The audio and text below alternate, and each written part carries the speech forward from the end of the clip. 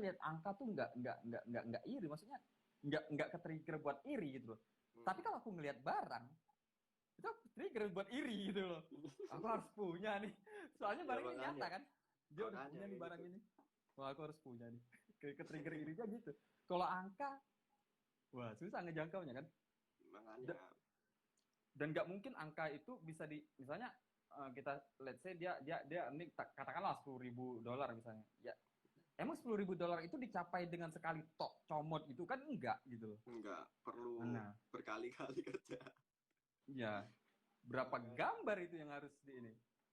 Kayaknya makanya. contoh kayak contoh si Nizar ya. Wah, Nizar itu kan alatnya canggih-canggih. Dia buat dengerin lagu aja dia pakai Samsung tablet tuh. Buat dengerin lagu tok. Ngeri kan? Ilustrator Aku high tech. aku aku tidak pernah iri. Oke. Terus kita Kalau lanjut. aku gini sih, Hmm. aku tuh termotivasi banget pengen punya studio bagus gitu loh. Aku sering-sering lihat kayak di Instagram tuh setup produktif mic gitu atau apa gitu. Jadi kayak ke-triggernya tuh pengen beli sesuatu yang emang emang bisa menunjang pekerjaanku gitu. Ya, ya. Kayak gitu sih. Jadi memotivasi dirinya itu kayak gitu. Ataupun lihat ilustrator yang udah punya studio itu kayak, wah anjir nih, dia udah punya studio, udah bisa bangun studio, otomatis aku harus berusaha lebih keras gitu. Kayak gimana caranya aku bisa apa ngebangun kayak gitu. Ya motivasinya kayak gitu, lebih lebih lebih semangat lagi gitu. Tapi Hmm. kalau earning kayak aku pernah aku tuh dulu di story kan si ilustrator punya story screenshotan PayPal-nya. Aku liatin lama gitu. Ini apa ya? Maksudnya tujuannya dia tuh apa gitu. Ya, Kalau ya. memotivasi tapi kok gini. Hmm. Wujudnya apa gitu. Hmm. Gitu sih. Lebih Sama. aku lebih suka prosesnya sih, lebih suka proses dia membangun sesuatu gitu, bukan bukan dalam hal mendapatkan angka gitu. Kayak Iya gitu. sih. Aku sama sama ketika aku ngelihat aku juga pernah ngelihat hal-hal seperti itu Mas. Jadi ketika aku ngelihat juga yang tidak ada apapun yang aku rasain gitu. Ini Hmm. kemotivasi enggak, iri enggak, apa ya? Jatuhnya Apa ya? gede. Enggak ini Apa? loh. Makanya itu sih. Tapi apa ya? Apakah itu juga menyangkut soal apa ya? Idealis kali ya? Nyangkut nggak sih? Ada Maksudnya, nyangkut. Maksudnya gini, kalau aku ngebacanya, orang-orang yang tipikal seperti itu tuh pengen kasih ekspektasi ke orang bahwa dia tuh money oriented. jadi Jadi, jadi ini sih jadi stereotip akhirnya, stereotip nah, si orang-orang buat ke ilustrator itu hmm, hmm, hmm, kayak gitu, terlalu ya bisnis banget lah.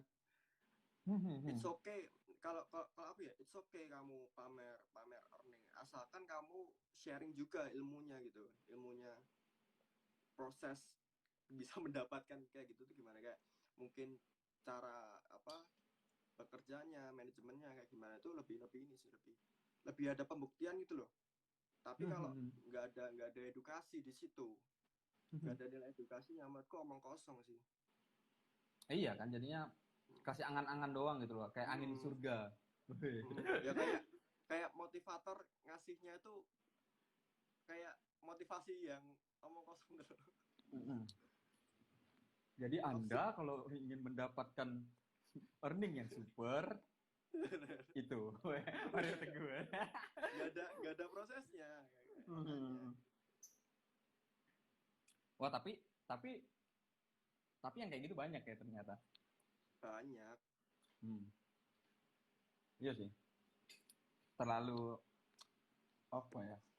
Nggak seru lah buat dilihat menurutku ya. Nggak Nggak sangat-sangat seru, tidak nggak seru seru. untuk dilihat.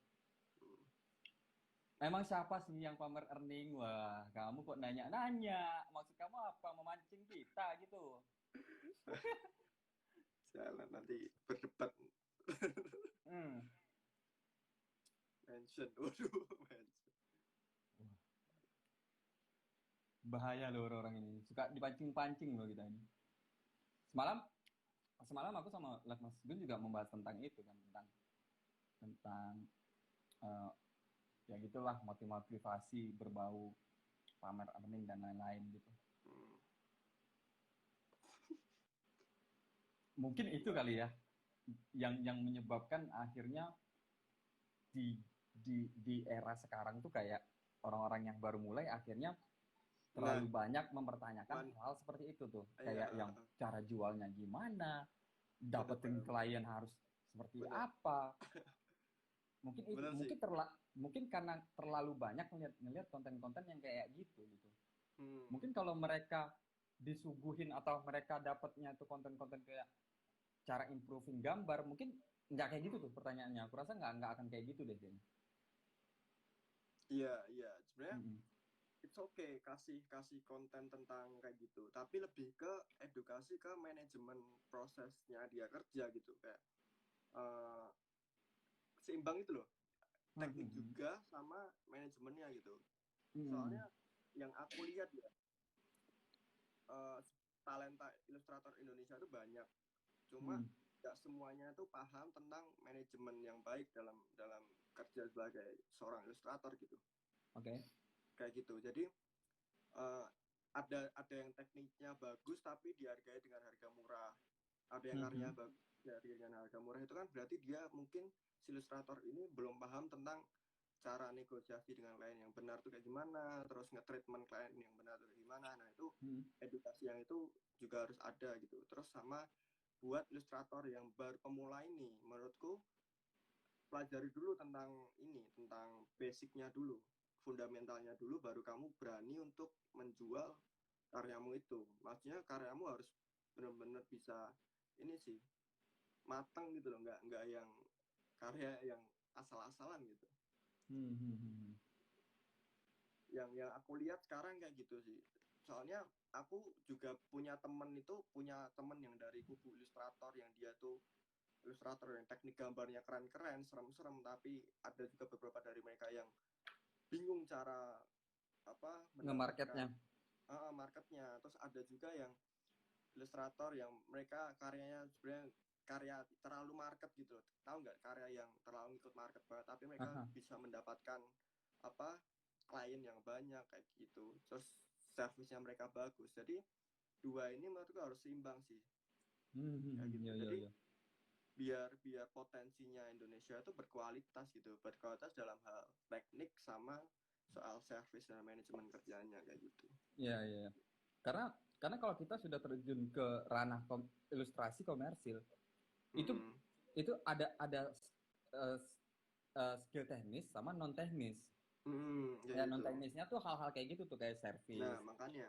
Nah yang terjadi sekarang tuh yang dipelajari kebanyakan non teknisnya. Yang padahal si teknis ini itu fundamental penting. awalnya. Penting. Nah itu kan sebelum kesalahannya tuh. Step by stepnya teknis dulu sih. Nah terlalu ngeloncat gitu loh, terlalu tahap-tahapnya terlalu banyak yang loncat-loncat kalau menurutku. Nah dan dari segi teknis ngegambarnya pun sama seperti itu. Kalau aku ngelihat anak-anak sekarang itu banyak hal yang diloncat-loncatin gitu loh. Jadi kayak belum kita katakanlah belum belajar komposisi, tiba-tiba udah coloring, tiba-tiba udah belajar inking, detailing, style dan lain-lain gitu loh. Jadi bahkan teknisnya sendiri pun kalau aku ngelihatnya sekarang tuh banyak yang di skip, banyak yang dilewatin gitu aja. Saking mau. Nah mungkin itu tadi karena tujuan akhirnya cuma gimana caranya gambar ini kejual. Jadi banyak hal-hal kayak gitu tuh yang akhirnya di skip, dilewatin gitu aja. Nah menurutku tuh kayak wasting time gitu. Maksudnya jadinya dirimu ngabisin waktu kalau terus-terusan ngelakuin hal seperti itu. Karena nggak ada kualitas yang kebentuk kan jadinya. Iya benar. Nggak ada karakternya. Sebenarnya kan kalau konteksnya berdagang itu kan konteksnya easy kalau mau kejual. Hmm. Bikin satu kualitas dong. Iya, Bikin satu kualitas produk kan. Baru dijual. Nah sekarang kalau misalnya barangnya tidak punya kualitas, ya gimana mau jual? Benar. Dan pada akhirnya ya akan terjadi apa terus-terusan nanya gimana cara ngejualnya pasti kan. Iya, pas ya itu jatuhnya bingung kan. Mereka Bingung. bingung cara ngejualnya padahal belum pelajari basicnya gitu.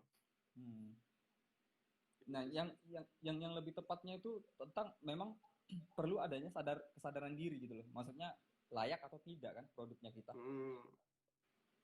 Layak atau tidak diterima sama klien. Oke, terus next selanjutnya tuh biasanya ini lagi. Setelah lewat masa itu ada lagi permasalahan gimana caranya nentuin harga. Pasti kayak gitu kan? Bertanya selanjutnya. Nah, kalau Mas Oni prosesnya seperti apa? Waktu awal dapat klien pertama itu otomatis bingung kan. Kita tuh nggak tahu ilmunya buat ngasih harga, negosiasi itu belum tahu. Itu masih ini sih ilmu ngawang gitu ya.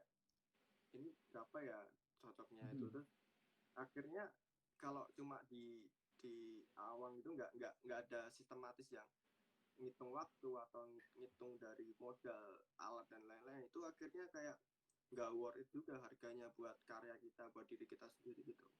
Itu aku dulu tanya-tanya sih awalnya, tanya-tanya caranya tuh dari si Mas Septian Fajrianto. Cara nentuin harga gimana gitu.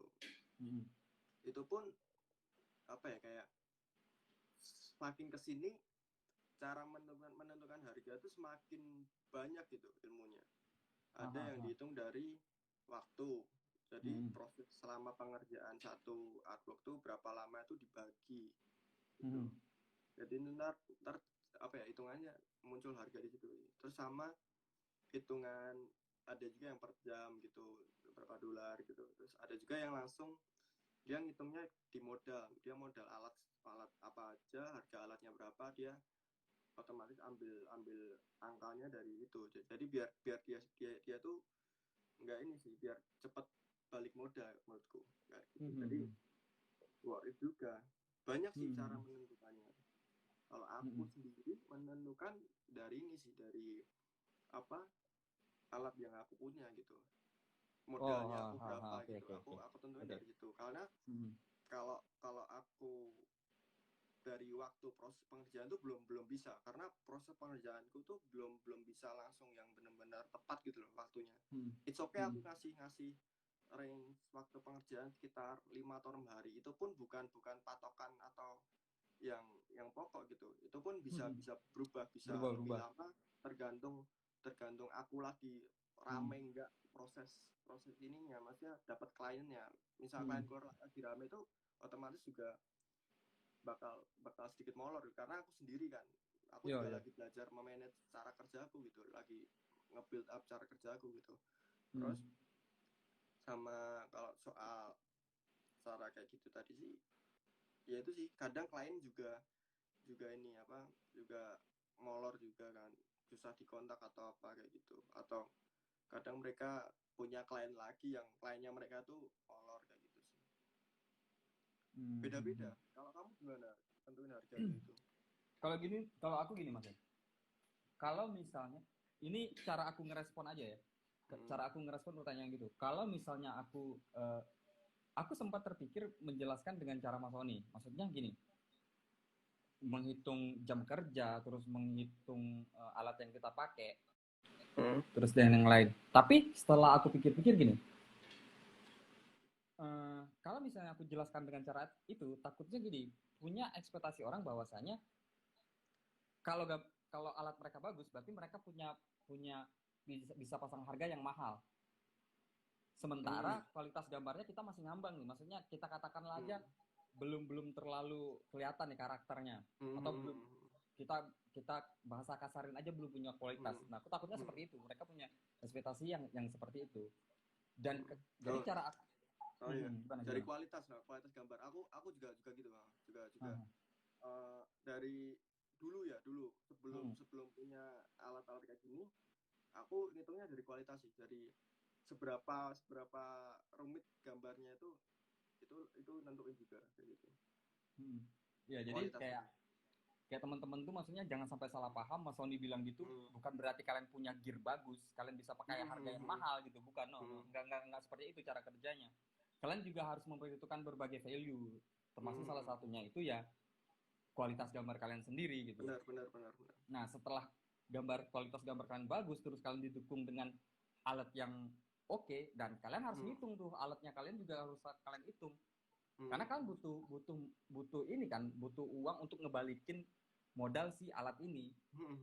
Nah, terus kita balik lagi ke permasalahan teman-teman yang suka bingung. Kalau aku tuh punya berapa treatment, Mas Ani.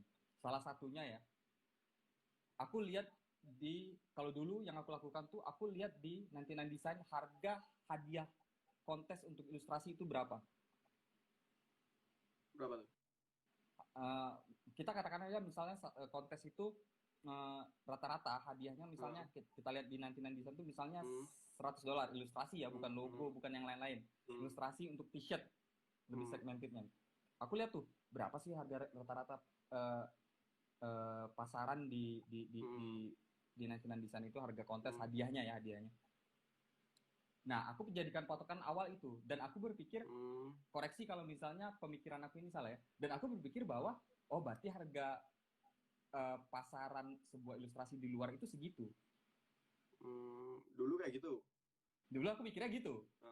Nah, setelah itu baru aku memperhitungkan hal lain kayak kualitas yang sudah aku bentuk, terus gear aku. Nah, kemudian aku test case. Caranya tuh aku test case. Misalnya gini, misalnya kita dapat lah angka yang ngambang pada saat ini tuh $100 misalnya. Kita sebut aja kayak $100. Jadi aku test case nih, misalnya $100. Ada klien, aku langsung bilang, misalnya aja, aku langsung bilang aja, untuk ngerjain ini aku minta $100. Kalau misalnya si klien oke, biasanya aku ngerisetnya tuh sampai 5 klien. Jadi kayak selama 5 klien ini aku kasih harga yang sama, maksudnya $100. Maksudnya enggak bulat $100 ya, karena kan ada pertimbangan sulit enggaknya gitu kan. Maksudnya kita main rank lah, misalnya 100 sampai 150. Oke. Dari 5 klien ini mereka ada yang keberatan nggak gitu? Kalau misalnya nggak keberatan, berarti klien ke-6 itu aku coba test case lagi, naikin harganya. Nah, aku naikin harganya sampai akhirnya ada klien yang keberapa gitu, mereka mulai yang kayak yang komplain, wah itu kayaknya nggak masuk di budgetnya atau gimana. Nah, saat itulah saat dimana aku ngerasa, oh berarti budget aku untuk saat ini yang dianggap worth it tuh segitu. Nah, kalau aku sih gitu. Jadi mainnya kayak tes gitu. Iya. Aku sempat kayak gitu juga. Cuma aku mikirnya setiap klien kan beda-beda nih. Kemampuan kliennya beda-beda gitu. Ada klien dia bisa berani bayar mahal, ada yang dia bisa cuma murah gitu loh. Itu kadang aku gini, aku tanya dulu, misal klien yang dia nawar kan, aku tanya kebutuhannya tuh buat apa dulu kan. Misal kebutuhannya buat kayak t-shirt, merchandise itu, yang dia punya brand. Aku coba hitungin kan dari kisaran rata-rata HPP buat bikin t-shirt tuh berapa gitu. Terus aku jelasin gitu ke kliennya, dengan harga segini, dengan kualitas yang aku kasih, kamu bisa bisa dapat lebih gitu dari apa yang kamu keluarkan gitu. Soalnya mikirnya gini, ketika kamu udah milih aku kan otomatis udah tahu kan kualitasku tuh kayak gini yang bakal aku kasih gitu. Dan kalau misal kamu nawar, ya gimana gitu, kamu tak jelasin aja ini kayak dengan hitungan kayak gini, otomatis kamu udah paham gitu. Itu nggak dia mikirnya nggak terlalu mahal akhirnya gitu, karena aku ambil dari hitungan itu tadi, jumlah kira-kira berapa gitu. Nah itu kan tapi nggak semua bisa digituin sih. Iya. Nah itu kan kalau misalnya kita sudah punya rate nih, maksudnya kita udah tahu rate kita berapa kan. Nah sama, aku juga seperti itu yang aku lakukan ketika aku sudah tahu rate-nya aku gitu.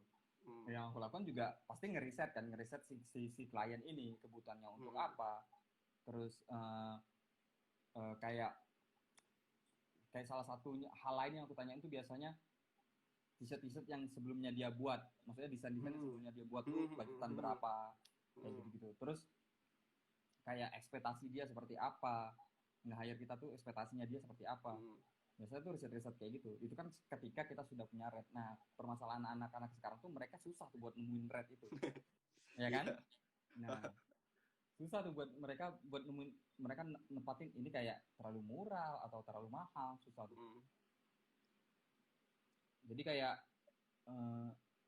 bahkan aku sempat apa ya, sempat shock juga ngeliat beberapa konten tuh tentang salah satunya Fiverr. Itu ada yang rela-relaan ngehajar harganya seminimal mungkin $5 ya kalau nggak salah di Fiverr tuh $5. Murah banget. Nah, jadi $5 untuk seharga satu desain gitu. Menurutku kayak serius aja gitu. Tapi ya kasihan gitu. Tapi ya itu sih soal pilihan ya, maksudnya pilihan masing-masing, caranya masing-masing kan. Bebas-bebas aja sih sebenarnya. Benar. Nah, terus kayak si Mas Wani sendiri nih, kalau misalnya apa ya? Mas Wani punya ini nggak? Maksudnya punya servis. Oke lah, servis utama itu kan ngedesain. Nah, Mas Wani ada ini nggak? Ada tawaran servis lain yang kira-kira itu bisa bikin si klien merasa bahwa oh, pantas sih aku bayar segini karena ada servis ini gitu ya. Selain dari gambar itu sendiri ya. Belum ada sih nggak? belum. Yang kamu maksudnya gimana itu? Kayak maksudnya kayak kasih entah apa sajian mock up kayak gitu atau gimana? Kurang lebih kayak gitulah. Itu salah satunya kan mock up. Kalau contoh mock up ada sih. Biasanya aku langsung kasih ke kliennya, nggak yang aku upload gitu. Jadi kayak ini sih apa ya? Desainnya itu benar-benar bisa match itu sama yang dia butuhin itu. Gitu. Sama mungkin kalau service ya lebih ke ini sih, lebih ke kita itu benar-benar riset loh.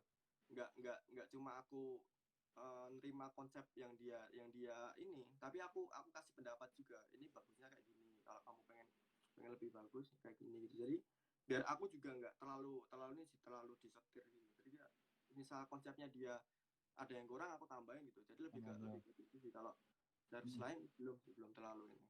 Kalau kamu sendiri gimana? Kalau aku sih service lain ya itu ya yang paling kecil yang kita hitung itu pasti kan mockup. Maksudnya mockup ya udahlah kasih kok gitu aja. Paling kayak service lain tuh ya itu termasuk salah satunya yang Mas Doni bilang tadi, bagaimana kita ngerespon apa konsepnya si klien gitu.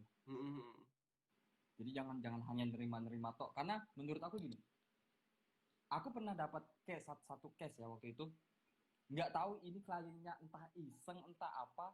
Jadi waktu dia ngasih konsep, pada saat itu aku di saat dimana aku malas mikir. Jadi aku tak iyain aja.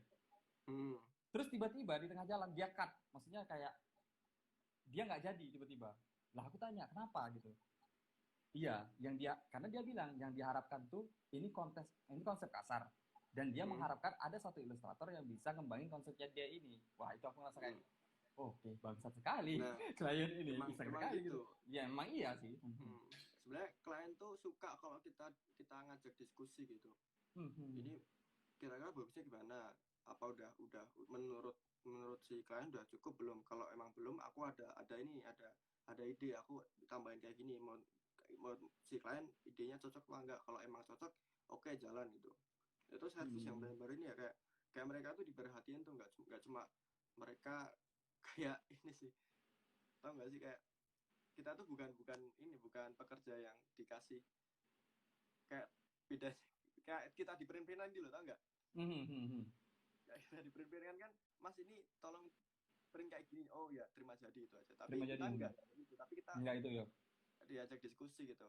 Ini aku ada ide, ini bagusnya dibikin kayak gini, terus aku tambahin kayak gini, kayak gitu sih. Kayak si Hard Times pun juga kayak gitu. Aku sering banget diskusi kayak gitu sama mereka. Iya, sebenarnya kan itu hal yang penting gitu, maksudnya dari situlah klien bisa menilai kita itu ilustrator yang seperti apa gitu kalau menurutku. dan tingkat profesionalnya itu seperti apa gitu kan ketika kita nge-handle klien dengan cara seperti itu. Jadi kayak kalau misalnya tok-tok gitu aja, ya si klien kayak kan kita nih si pemecah masalah ya sebenarnya. Nah, makanya itu Nah kalau sisi si sisi ya. desainernya tadi itu kan. Sekarang kalau misalnya si klien datang terus kita mau aja ya, terus apa solusi dari kita apa gitu loh, nggak ada Makanya solusi yang kita kasih kan terus si klien ini, yang padahal si klien mengharap bahwa aku datang dengan konsep seperti ini hmm, dan kamu pecahin nih masalah konsep aku nih hmm, seperti apa. Seharusnya kan seperti itu, bukan hanya tok menerima gitu aja. bener sih. Hmm. Terus Kamu paling ulang tahun kayak toh? apa, Kamu ulang tahun toh? Tuh ada yang ngucapin. yo selamat ulang tahun. Nah, ini dari tadi ribet-ribet, kenapa gak DM aja sih, kenapa harus harus di live sih. Waduh, selamat ulang tahun bro. Iya Mas Yon, panjang umur lo, long life buat 22. semuanya lah pokoknya. Umur berapa nih sekarang? 22. Aku 19 loh. Hah? 19 aku. Masuk 19 tahun. Gak Enggak percaya lah. aku. Hah? Aku 26, 26. 26. Hmm. 26. Udah tua Serius? kamu. Lah, emang Mas Yon Ya umur iya, berapa? aku Juni besok baru 22 kok. Oh, muda sekali. Lo panggil Mas loh. Loh, nggak apa-apa dong. Hmm. Wah, siap. Ingat umur, harus lebih semangat. Iya loh, harus lah. Harus lebih mah. Kan pada ikut-ikutan kan yang lain kan. Males aku. OBD Mas. Ngapa sih di trigger? Aduh. Dah, balik ke topik lagi ya. Ini ada yang tanya nih, kalau Oh, jual POD worth it nggak Mas? Kira-kira. Aku baru coba bro POD-an. Tapi kalau kata orang-orang yang sering main POD sih worth it enggaknya itu tergantung kitanya produktif apa enggak di POD itu. Ya. Kita baru bisa lihat hasil POD itu ketika kita minimal upload karya, upload portofolio itu sekitar 10 sampai 20 desain di akun POD. Kayak gitu sih kalau kata mereka. Dan Sama kita sih harus sering-sering rajin ini promote akun kita biar laku. Sebenarnya itu bukan hanya berlaku di POD toh, sama kayak dirimu nge-freelance. Ya, Worth it atau enggaknya itu ya tergantung kualitas, tapi ya balik lagi kualitas kan dibentuk karena proses gitu. Produktif nah atau itu tidaknya tadi. kamu sama aja sih sebenarnya. Bukan hanya di POD. Iya. Mas pasti dengar ya jargon aduh, aku malas baca. Sebagus-bagusnya karya kita pasti ada yang nggak suka, dan jelek-jeleknya desain itu pasti ada yang suka. Ngambil hikmahnya dari mana? Itu kata-kata Rio Purba tuh. Iya, iya. Ngambil hikmahnya dari mana? Maksudnya ngambil hikmahnya dari mana gimana? Itu kata-katanya Mas Rio Purba, setahu aku. Iya, emang si Rio Purba itu. Gimana ya? Ya kalau bisa gambarnya jangan jelek gitu aja.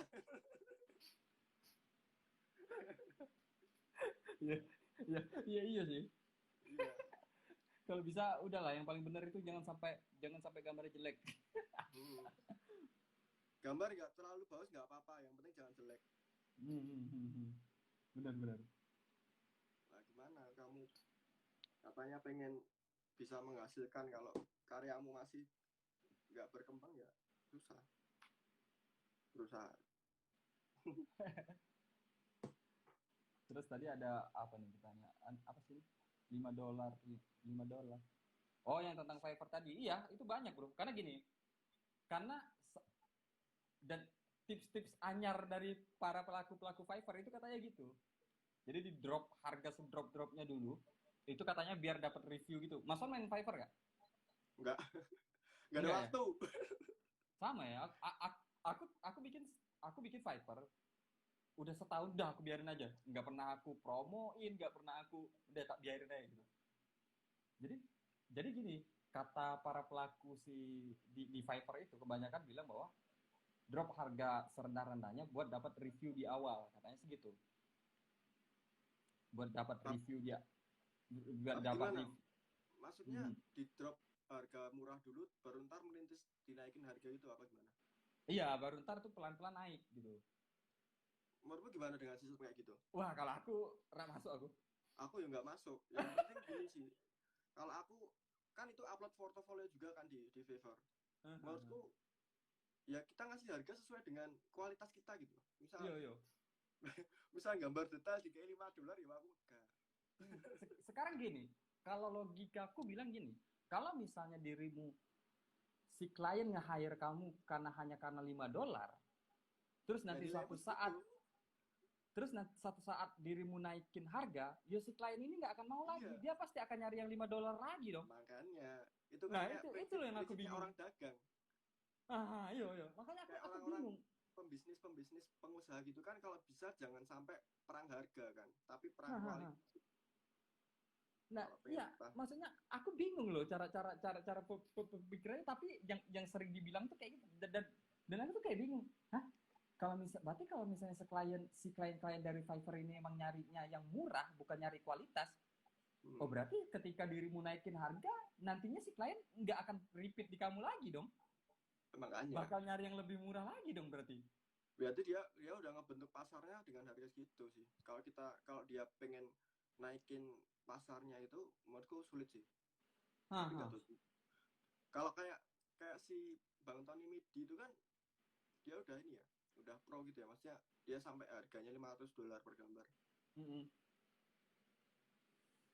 Itu sistem webnya apa emang gitu sih sistemnya? Aku Itu nggak sistem webnya ngikut kayaknya, Mas. server kan. Enggak sistem web. Tuh aku pertama kali bikin langsung tak gas $200 loh. Rate paling rendahnya ya. Rate paling rendahnya tuh sengaja paling rendah tuh aku bikin langsung $200 aja udah.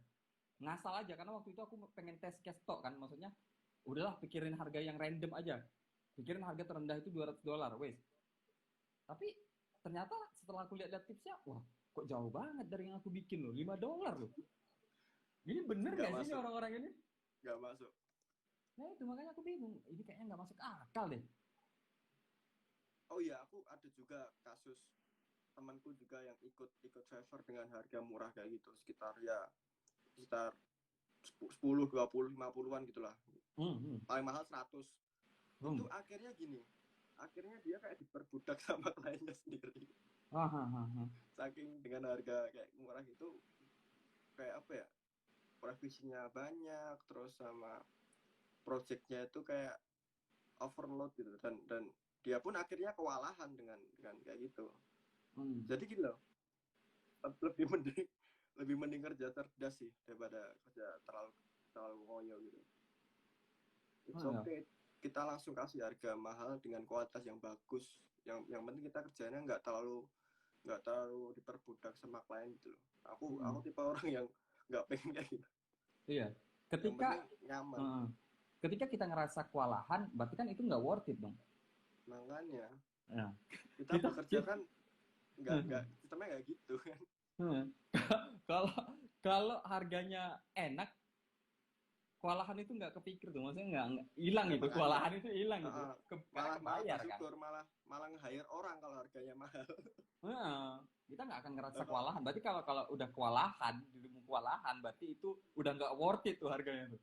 Makanya udah kecapek sendiri kan. Emang kostum Fiverr moodku kurang bagus sih buat ngelatih mental di Fiverr mah. Iya. Aku nggak ikut soalnya. 99 aja nggak ikut.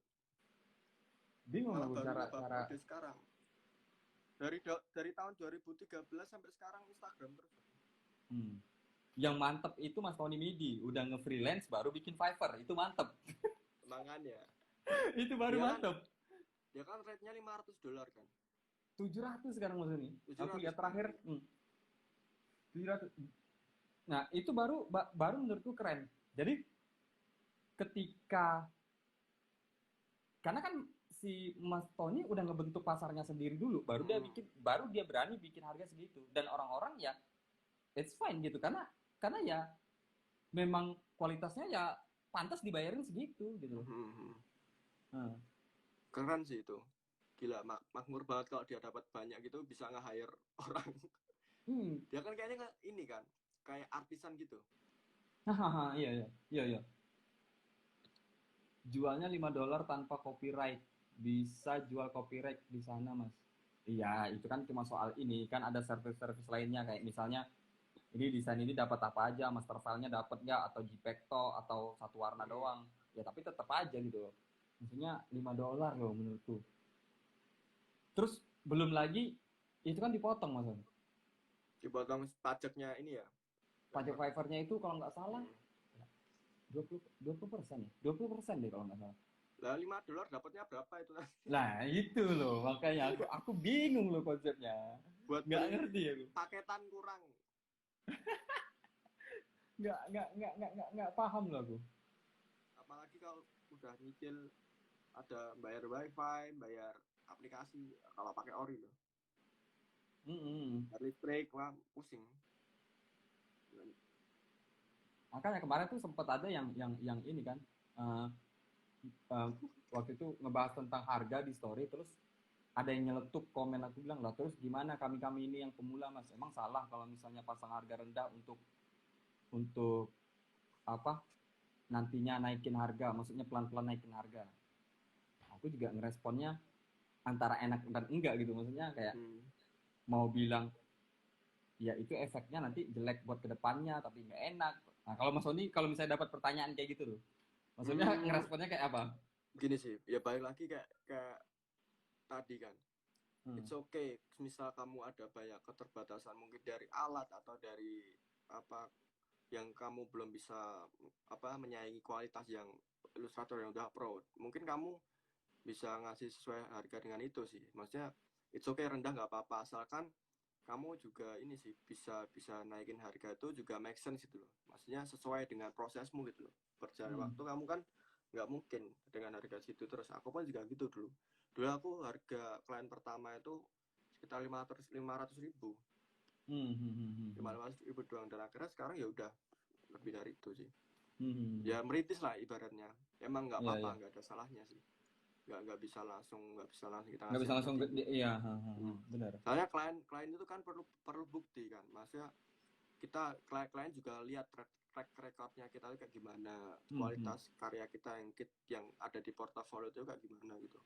Jadi kalau mau mulai ya nggak apa-apa sih, pede aja, asalkan ya rendah nggak apa-apa, asalkan rendah juga nggak terlalu murah banget loh, yang sekiranya harga itu bisa mencukupi kebutuhanmu gitu, maksudnya kebutuhan dirimu sendiri gitu. Kayak gitu sih. Tapi kalau misalnya gini, kita katakan gini, dia punya gambar yang kualitasnya udah oke banget nih, tapi baru terjun ke dunia ilustrasi. Nah, apakah cara itu masih berlaku tuh? Maksudnya pasang harga murah? Enggak kan? Enggak bisa kan? Enggak berlaku, enggak bisa. Itu balik lagi, dia levelnya udah harus belajar edukasi tentang manajemen dan service yang bagus, kayak pasang harga yang bagus gimana, terus kasih service yang bagus gimana, itu udah levelnya kayak gitu. Makanya kan aku tadi bilang kan, aku punya teman yang dia tuh karyanya keren tapi dia masih dikasih harganya lebih murah gitu kan. Sayang kan, dia udah effortnya lebih tapi dihargai dengan harga segitu kan, kayak kesannya maneman gitu, eman. Ya udah, dia udah di fase yang namanya harus belajar yang mana cara manajemen kerja yang bagus, terus sama negosiasi service yang bagus. Dia harus pelajari itu sih menurutku. Stepnya udah di step kayak gitu. Tapi kalau yang baru merintis, ya dia baru pelajari di proses belajar teknik pengembangan skill. Menurutku kalau pengen ngejual sih ya itu tadi, ngerintis dulu dengan harga yang bisa dibilang nggak terlalu mahal gitu. Jangan terlalu mahal, karena klien juga lihat kan track recordmu gitu. Ini seru nih buat dibahas Mas. Kalau ketemunya teman, gimana nanggepin soal harganya Mas buat pemula? Waduh, buat pemula, aku dulu pernah sih ketemu temanku pesan gambar gitu. Ya gimana ya, aku coba edukasi gini. Aku kerja ini nggak gratis gitu.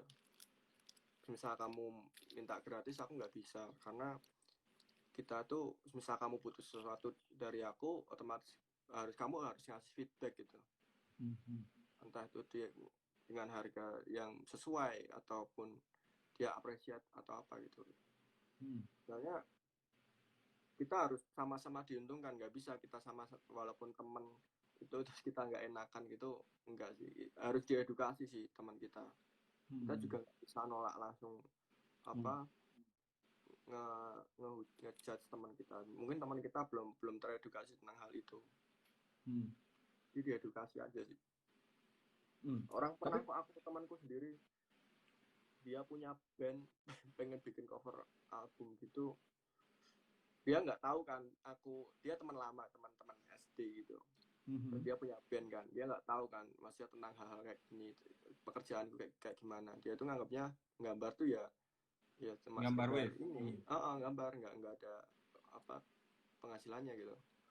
Dia ngasih nyoba ngasih harga aku berapa coba, 150.000, gila. terus aku gini, aku edukasi kan, bro, aku gambar nih nggak kayak sing kamu anggap dulu. Emang zaman dulu aku gambar tuh emang sesuai dengan seranganku, tapi ini aku udah ke ranah profesional. Misal kamu butuh jasaku, ya kamu harus kasih effort yang lebih sesuai dengan apa yang aku kasih ke kamu. Akhirnya dia paham, dan mungkin dia nggak ada budget gitu, ya udah nggak jadi pesan gitu. Tapi dia otomatis sudah teredukasi gitu loh. Dengan kita ngasih edukasi kan otomatis mindsetnya dia lebih berkembang gitu, lebih bisa menghargai orang lain gitu. Kayak gitu sih. Tapi gini, kalau Mas Oli itu punya nggak pertimbangan, misalnya katakanlah si teman ini datang dengan apa ya, dengan maksudnya bukan untuk kepentingan dia pribadi ya, entah itu untuk komunitas atau komunitas lokal atau apapun gitu. Itu pertimbangan Mas Oli gimana? Ini sih mungkin ada beberapa alasan yang mungkin kita bisa ngasih keringanan buat mereka, mungkin entah itu buat sosial atau buat donasi kayak gitu. Tapi sebisa mungkin kita juga dapat apresiasi yang feedbacknya tuh nggak terlalu memberatkan kita kan juga effort kan, otomatis mereka juga kasih effort yang sekiranya itu sesuai gitu loh. Entah kalau nggak dari, kalau kita niat sendiri pengen bantu ya mungkin bisa ini sih, bisa effortnya nama kita di ini atau apa, kita istilahnya kita dihargai di situ. Nggak cuma mereka dapat karyanya aja gitu. Kalau kita niat bantu ya, maksudnya niat sosial. Tapi kalau kita udah pengen ada sesuatu, entah itu bayaran atau apa, mungkin ya dinegosiasi sih, dikasih memang ada hal kayak gitu sih, ada case kayak gitu yang perlu kita ini. Aku pernah juga kan, aku pernah kasih gambar gratis ke orang gara-gara ini sih, akunya juga yang nggak enak kan, karena aku nggak maksimal di situ, karena aku lagi banyak klien kan, dan aku ngerasa ini tuh kliennya tuh butuh banget karya, tapi kok dia tuh buat keperluan pesantren gitu loh. So gini, tak kasih karyanya kan, Mas, it's okay, nggak apa-apa, karena aku udah ngulur waktu lama dan bikin jenengan nunggu lama. It's okay, ini nggak apa-apa, tak kasih karyanya gratis, udah diproduksi, nggak apa-apa buat teman-teman jenengan gitu. Aku mikirnya tuh, aku emang niat pengen berbagi gitu. Besoknya nggak apa-apa lah, karena aku ngerasa bersalah sama si klien ini, dan dia kasihan banget orangnya. Ya udahlah, nggak apa-apa gitu. Iya. Itu ada hal kayak gitu juga, cuma nggak bisa semuanya digituin gitu. Iyalah, ada pertimbangan tertentu kan. Pertimbangan kayak gitu. Ada juga yang aku kasih potongan harga karena mungkin servisku yang buruk, yang belum bisa bagus buat dia gitu. Aku kasih potongan harga segini aja gitu, kayak gitu sih. Karena kita tuh ngasih harga itu harus sesuai kan, harus maksimal dengan apa yang kita kasih. Yo. Dibayar pakai exposure gimana Mas? Misalnya dapat klien influencer. Kalau kayak influencer gitu nggak ada. Nggak ada itu diskon, nggak ada itu. Nggak ada diskon. Harus ada ini. Nggak ada exposure. Dia nggak mau expose pun nggak masalah. Udah mas, yang penting dibayar. Yang penting dibayar, kerjaan kelar. Nggak perlu itu di mention, nggak perlu, kami nggak butuh. Makanya influencer kan ini, mereka juga punya duit. Iya. Ya kalau aku sih gini, kalau soal teman tadi itu pertimbangan-pertimbangannya sama kayak Mas Sony. Kalau misalnya dia datang as long bukan untuk kepentingan dia atau untuk sosial, entah itu untuk komunitas lokal atau apapun, aku nggak maksudnya nggak pernah minta yang neko-neko, bahkan materi pun aku tidak minta, tapi aku minta feedback lain gitu loh. Minta feedbacknya itu lain, entah itu mungkin namaku ada di sana atau biasanya produk, aku dapat produk. Nah ya kayak gitu-gitu, dapat jadi. produk kayak gitu, produk jadi. Dan ada sisi lain yang aku pertimbangkan, masalah pertemanan gitu loh, masalah link, masalah ini kan, karena apa ya, adalah beberapa dari sisi dari kita tuh nggak tok aja tentang uang aja gitu loh. Ya makanya. Ya kan pasti ada kan hal gitu. Kita tuh juga pengen berkontribusi lah untuk lokalan atau untuk komunitas lokal. Nah tapi buruknya kadang kalau kita ngomong kayak gitu, yang bangkeknya ini orang-orang ini kadang suka nggak paham. Tiba-tiba datang hubungin, Mas, saya ini boleh nggak Mas digambarin ini buat komunitas ini. Aku pikir komunitas lokal. Terus aku tanya, ini komunitas, waktu itu ada pernah kejadiannya komunitas skate, karena aku main skate kan, skateboard. Kita mau bikin acara ini Mas, gini-gini. Aku pikir komunitas lokal. Terus, oh iya Mas boleh, tapi ntar ya, tunggu saya ada waktu. Oke, terus pas dia oke Mas boleh katanya. Terus pas dikirimin infonya, acaranya kapan? Karena waktu itu kan aku nggak nanya langsung, nggak langsung nanya. Nah, pas dia kirim tanggal, terus tempatnya di mana? Loh, kok ini di Jakarta, Cuk? Lah, maksud orang ini apa? Minta digambarin, tapi komunitasnya di Jakarta. Terus aku tanya kan, lah Mas, gimana? Maksudnya ini untuk komunitas, tapi komunitasnya di Jakarta. Iya Mas. Soalnya kan kemarin, jadi ternyata sebelumnya dia tuh pernah nge-DM kalau misalnya komunitas ya aku punya pertimbangan, aku bilang kayak gitu, punya pertimbangan. Kayak gitu-gitu lah. Jadi dia nganggapnya ya semua komunitas gitu, ya nggak gitu juga. Nggak gitu juga gitu loh. Kalau untuk lokalan, ya it's fine, tapi ini Jakarta ya ngapain? Emang aku punya hubungan apa komunitas yang di Jakarta itu ngapain? Sialan emang, kalau udah dikasih hati itu mintanya ampel lah. Nah itu loh. Apa sih? Kadang orang-orang itu suka salah menangkap gitu loh. Iya, benar sih.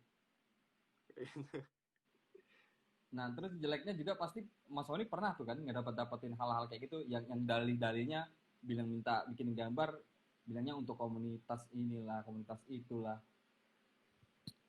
Pasti pernah kan dapet hal-hal kayak gitu? Pernah. Mas pernah dapat proyek dari teman dekat nggak Mas? Tentuin harganya gimana tuh? Itu tadi sih. Udah dibahas. Nanggepin pencurian gambar gimana Mas? Aku belum pernah sih dicuri gambar.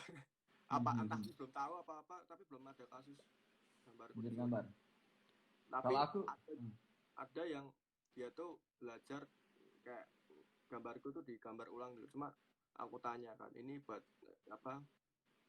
Buat belajar apa enggak itu? Tapi enggak ini sih, enggak dicuri langsung gitu.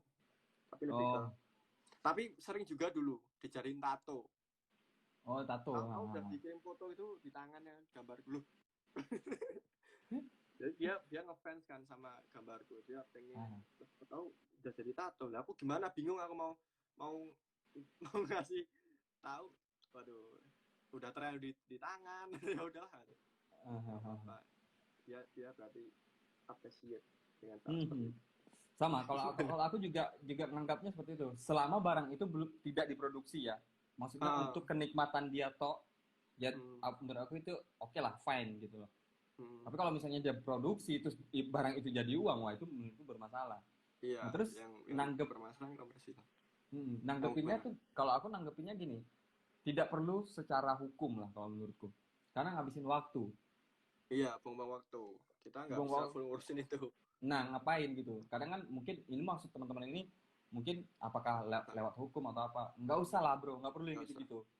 Cukup tapi udah sosial ini aja. Iya, sanksi sosial toh aja gitu. Itu yang paling udah ini. Sekarang karena banyak kan kasus-kasus sebelumnya, kayak terakhir kan yang banyak kayak contoh si Nizar, terus Mas Rahadil, Budilpang, gambar-gambarnya dicuri. Terus ya kena instansi sosial aja, di report dan apa segala macam, toh mereka sadar diri sendiri kok, tutup kok Iya, ujung-ujungnya, makanya. brandnya tutup. Itu aja udah berdampak besar, ketimbang kita ngurus-ngurusin kayak gitu-gitu, ngapain sampai harus hukum apalah segala macam. Kecuali kamu Berbadan korporat, hukum. maksudnya kamu punya perusahaan yang emang perusahaanmu tuh produknya udah kamu lisensiin itu terus dijiplak orang itu nggak apa-apa, yang itu kan perusahaanmu. Tapi kalau masih kayak kita yang independen gini, buang-buang waktu kayak gitu. Tapi ngaruh juga loh Mas, kalau kita dibayar pakai exposure, bisa kliennya Chico Jericho, nanti portofolio kita akan semakin terlihat. Wah, gimana Mas? Belum tentu. Makanya gini loh, aku tetap nggak setuju Ya, cuma exposure sama. gitu. Sama. Kalau aku boleh ngomong secara tengilnya ya, secara tengilnya nih, kita bisa kok ngangkat portofolio kita sendiri tanpa mereka. Bisa kok, kita tahu kok kita caranya gimana. Istilahnya bahasa kasarnya kayak gitu. Jadi exposure tuh menurutku kayak hal yang apa ya? Ya sekarang gini, kalaupun memang di exposure terus banyak follower yang masuk, apakah semua follower itu bakal jadi klien? Kan enggak. Nah gitu loh, kan enggak kan? Makanya Kalau bisa tuh juga dua-duanya dibayar juga di exposure gitu. itu baru mantep. Ya gitu. Nah, kalau ketimbang ini doang kan, maksudnya Nah, bayangin kamu cuma di exposure tapi kamu ada cicilan banyak, itu kan ya pusing. Mana bisa exposure bayar cicilanmu. Makanya kalau sekelas naik oke lah, tetap enggak bro, tetap enggak, aku sama aku juga. Kalau sekelas Nike cuma ngasih exposure, malu-maluin Nike-nya. Dan nggak mungkin perusahaan gede nggak mungkin kasih exposure doang. Iya, pasti dia kasih appreciate, entah itu apa, entah itu dia ngasih produk, entah dia ngasih uang atau apa gitu. Entah kan dapat sesuatu lah, dapat exposure, dapat follower baru, malah dimaling bisanya. Ya iyo. Nah, makanya I'm Ngapain? from Turkish fan. Hello bro, from Indonesia, we are from Indonesia. Ada orang Turki gitu. Iya. Ojo bro, ojo gambar cewek.